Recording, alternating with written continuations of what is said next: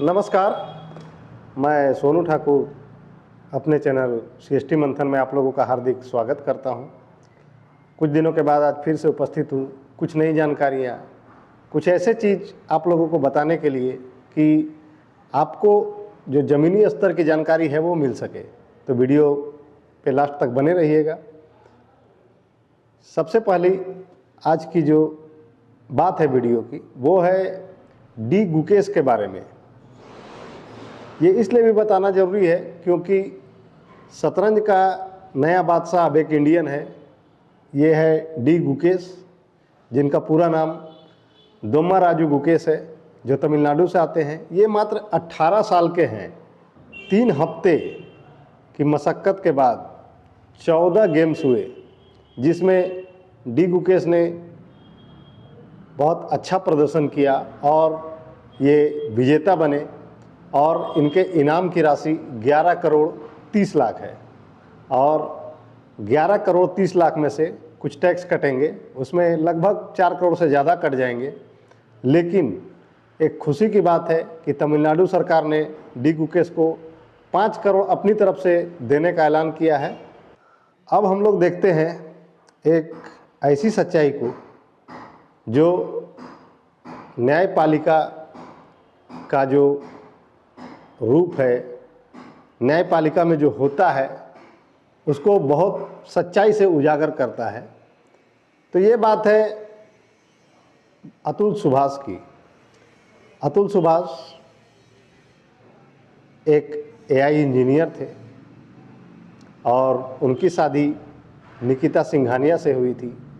ये अतुल सुभाष जी का पिक्चर है और उन्होंने अपने वीडियो में बहुत सारे खुलासे किए जो हमारे न्यायपालिका को बखूबी दिखाता है कि न्यायपालिका में कितना कितना दिक्कत होता है, कैसी कैसी परेशानी होती है और न्याय की आस में लोग बैठे रह जाते हैं। उनका सॉल्यूशन नहीं निकल पाता है, उनका कोई समाधान नहीं निकल पाता है, जिसका अंजाम बहुत बुरा होता है।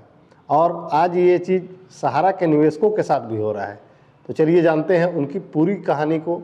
शॉर्ट में वीडियो में लास्ट तक बने रहिएगा क्योंकि बहुत सारी जानकारियाँ से आपको कुछ समझ में आएगा। अतुल सुभाष की पत्नी निकिता सिंघानिया ने उन पर 9 केस किए हैं, जिसमें 6 लोअर कोर्ट में हैं और 3 हाई कोर्ट में हैं। और अतुल सुभाष इतने परेशान हो गए, इतनी मानसिक प्रताड़ना को वो झेले कि अंतिम में उन्होंने जीवन खत्म करना ही सबसे सही तरीका समझा। क्योंकि लगभग 2.5 से 3 साल में 120 डेट कोर्ट के पढ़ चुके थे, जिसमें अतुल सुभाष ने 40 डेट अटेंड किया था। वो 40 डेट पे गए थे और एक डेट में जाने के लिए उनको 2 से 3 दिन का समय लगता था, क्योंकि वो बंगलौर में रहते थे और उन्हें जौनपुर में केस के सिलसिले में जाना पड़ता था, वहाँ अटेंड करना पड़ता था। अब एक बात है कि मान लीजिए साल में उन्होंने जैसा बतलाया है अपने वीडियो में कि लगभग 23 छुट्टियां ही उन्हें साल भर में मिलती थी, 23। और कोर्ट के जो डेट होते थे उनमें जाने में उनको 3 दिन लगता था या 2 ही दिन मानिए ना। तो वो बार बार अटेंड करते थे, तो उनका तो छुट्टियां केवल इसी में ख़त्म हो जाता था। तो इसमें ख़त्म होने के बाद वो बीमारी के लिए क्या करेंगे, पर्व त्यौहार के लिए क्या करेंगे, मतलब वो कोर्ट के डेट के अलावा कोई भी छुट्टी ले नहीं पाते थे। और उसके बाद भी वो डेट तो अलग था, लेकिन उन्हें जो अपनी पत्नी को मंथली खर्च के रूप में जो देना पड़ता था, मेंटेनेंस खर्च, वो शुरू में 20,000 था, फिर 40,000 हो गया, फिर 80,000 हो गया। तो वो इतना ज़्यादा टेंशन में आ गए कि उन्हें जो हर महीना देना पड़ता था वो मेंटेनेंस के लिए, उसके अलावा भी उनकी मानसिक परेशानी बहुत ज़्यादा थी।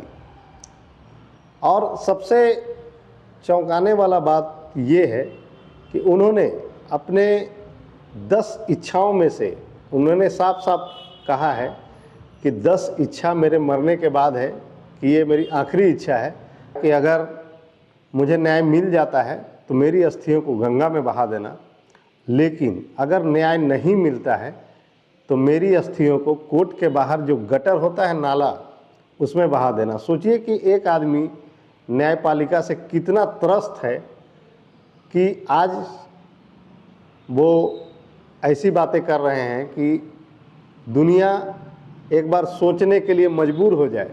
और अतुल सुभाष जी ने एक बात और बहुत मार्केबल बात कही है कि वो जब भी कोर्ट के डेट में जाते थे तो ऐसा होता था कि कभी कभी जज नहीं रहते थे, कभी कभी लॉयर्स की हड़ताल होती थी, कभी ऐसा होता था कि किसी भी जज या फिर वकील की मृत्यु हो जाने के बाद कोर्ट में कोई भी काम नहीं होता था और सब चीज़ सही रहता था, सभी लोग उपस्थित रहते थे, तो सामने वाला वकील नेक्स्ट डेट, नेक्स्ट तारीख ले लेता था।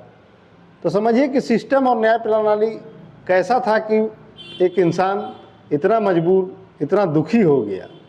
और कहीं ना कहीं मुझे भी लगता है कि इस केस से सहारा का केस भी बहुत मिलता जुलता है, क्योंकि 12 साल से हम लोग भी परेशान हैं भुगतान के लिए कि हम लोग को न्याय मिल जाए और हम लोग के समस्या का समाधान हो जाए, मगर वही हो रहा है कि केवल तारीख पे तारीख हो रहा है। ये सब जानकारियां मैंने इसलिए आपको दी क्योंकि सहारा के मैटर में जब डेट पड़ता है तो कुछ लोग इतना ज़्यादा खुश हो जाते हैं कि जैसे जज साहब आएंगे, बैठेंगे और सहारा के केस को फाइनल करेंगे, मोहर मारेंगे और ऑर्डर निकल जाएगा।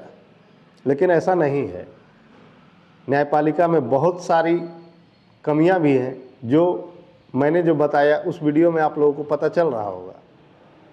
और समझिए कि अभी भी बहुत चीज़ों को सुप्रीम कोर्ट में ऐसी भी जानकारियां हैं जो नहीं पहुंची हैं। एक अतुल सुभाष जी डेट कर गए तो इतने न्यूज़ चैनल वालों ने दिखा दिया, मगर सहारा के इतने कार्यकर्ता, इन्वेस्टर आज मौत के मुंह में समा जा रहे हैं। बहुत सारे लोग सुसाइड कर ले रहे हैं, मगर पता नहीं न्यूज़ चैनल वालों को क्या दिखता है और सरकार भी इस पर ध्यान नहीं दे रही है। आपको क्या लगता है? कमेंट में रिप्लाई ज़रूर कीजिएगा कि सहारा से भी केस में सहारा दोषी है, सुप्रीम कोर्ट दोषी है, सरकार दोषी है या सिस्टम दोषी है। क्योंकि देखिए, किसी भी चीज़ के लिए अगर गलत हो रहा है तो आवाज़ नहीं उठाइएगा तो आगे जा कर के मुझे, आपको, हमारे आने वाले पीढ़ी को उसका बुरा परिणाम ज़रूर देखना होगा। ये उनके माता पिता हैं और समझिए कि जिनके घर का बच्चा ऐसी स्थिति से गुजर के अपने जीवन का अंत कर ले, उनके ऊपर क्या गुजरती है। रो रो कर दोनों का बहुत बुरा हाल है। मतलब वो लोग ये एक्सेप्ट नहीं कर पा रहे हैं कि इस व्यवस्था में हमारा बेटा बलि चढ़ गया। और मैं फिर से कहता हूँ आप लोगों को, अगर सहारा दोषी हो या कोर्ट हो या सिस्टम हो या सरकार हो, अगर विरोध करना पड़ेगा तो विरोध किया जाएगा, लेकिन उसके लिए आप लोग का बहुत ज़्यादा सपोर्ट चाहिए, क्योंकि मैं अकेला कुछ नहीं कर सकता हूँ। बुजुर्ग का लोग कहते थे कि संगठन में शक्ति है, तो उसके लिए हम लोग को एकजुट होना पड़ेगा और उसके तहत ही काम करना होगा। मैंने वीडियो बना दिया, अब आप देखेंगे और खुद तक रखेंगे तो ये बात बहुत कम लोगों तक जा पाएगी। जितने लोग देखेंगे उतने लोग ही समझ पाएंगे। अब आते हैं हम लोग कमेंट सेक्शन में। मैंने कहा था कि मैं अपने वीडियो में 2 कमेंट लूँगा। पहला कमेंट है मीरा ढाल का। मीरा ढाल जी ने लिखा है, इंडिया में जितने चिटफंड कंपनी आए सबका पैसा सेबी खा कर बैठा है। माधुरी बुच का सिंगापुर बिजनेस का जांच हो, सेबी चोर चोरनी की टोली है। मैं इनकी बातों से बहुत सहमत हूँ, क्योंकि सेबी अगर कुछ रियायत देती तो आज सहारा इंडिया का ये स्थिति नहीं होता और निवेशक और इन्वेस्टर जो आज दर दर की ठोकरें खा रहे हैं, भूखे मर रहे हैं, ये भी हालत अभी तक हो सके कि बहुत ज़्यादा सुधर जाता। चलिए अब दूसरे कमेंट की ओर बढ़ते हैं। दूसरा कमेंट है साहू जी का। सर, मेरा 46 कस्टमर का डिपॉजिट अमाउंट अंडर 50,000 है। सबका डिफिशियंसी तो ऑटोमेटिक अंडर प्रोसेस लिखा है। 85 डेज हो गए हैं, पैसा कब मिलेगा प्लीज़ बताओ प्लीज़। ये बहुत परेशान है।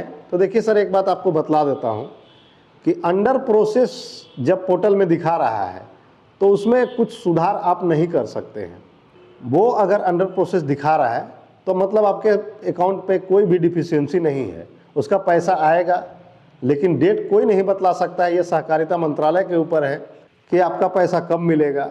मैं इसीलिए कहता हूं कि वीडियो को पूरा देखिए और हो सके तो पिछली वीडियो को भी देखिए। मैंने अंडर प्रोसेस पे एक वीडियो बनाया था, मैं अभी डाल दे रहा हूं, इसको क्लिक करके आप लोग देख लीजिएगा।